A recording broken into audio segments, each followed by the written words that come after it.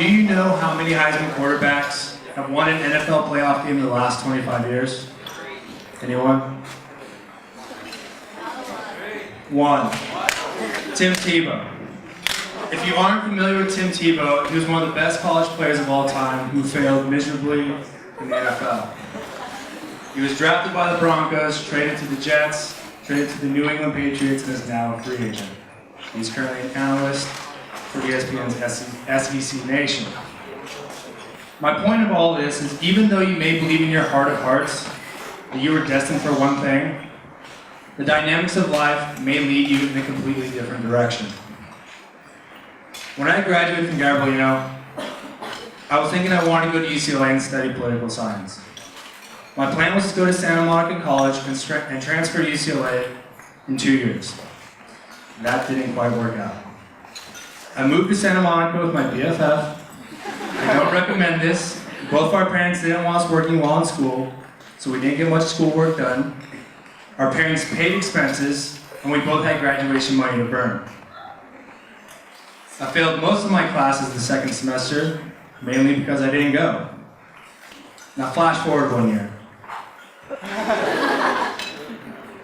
I'm back at home. I'm going to PCC, which I hated because it was full of kids I didn't want to see, kids I went to high school with. And PCC had a reputation of being a fallback community college. This ended up being one of the best college experiences of my life. And many of my friends who have attended PCC feel the exact same way. They currently attend Berkeley, Columbia, and graduated from UCSD. While I was at PCC, I was able to get an internship at Fox Sports. My first semester was an unpaid 4-credit internship where I worked for 3 days a week, from 3 to 12, while attending school. I returned for my second semester to fine-tune my editing skills, but since I had already received school credit, Fox couldn't pay me anything. So I basically worked my butt off for free. This was a major reason why I was offered a full-time position with Fox. I worked full-time for the next 4 years while attending school.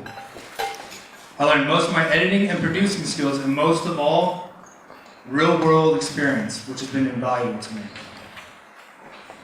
After loving my classes at PCC, my focus had changed. I was now committed to transferring to UCLA or USC to pursue a degree in communication. Because PCC had become overcrowded, I couldn't get the last 2 classes I needed to transfer. I decided to go back to SMC, where I was nervous to go back because last time I was there, I failed. SMC had great classes that covered my prereqs for communications, and coincidentally, CTVA, or Cinema and Television Video Arts. This is when my focus began to change. Accepted letters were coming in, and I definitely didn't get the big envelopes I was counting on. UCLA and USC both rejected me.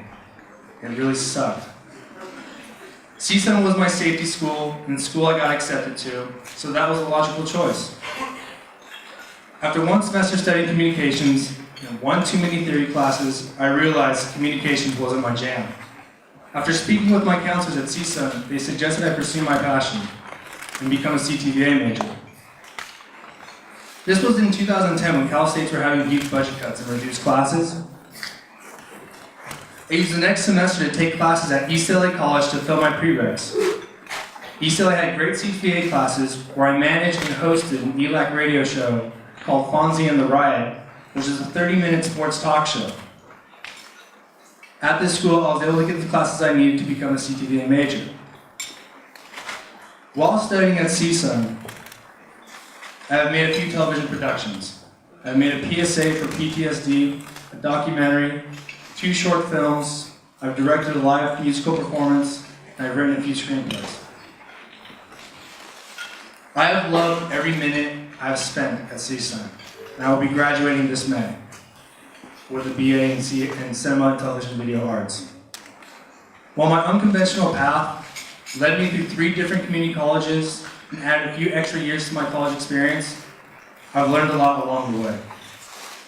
From multiple majors to hands-on experience within the entertainment industry, a lot of personal growth and maturing, these are things I'll never forget. So my message to you is this. It's great to have a plan for your college career, but life has a way of forcing changes. It may seem bad at the time, but for me, good times came from that.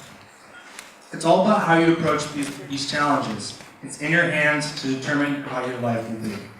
Thank you, and go get it.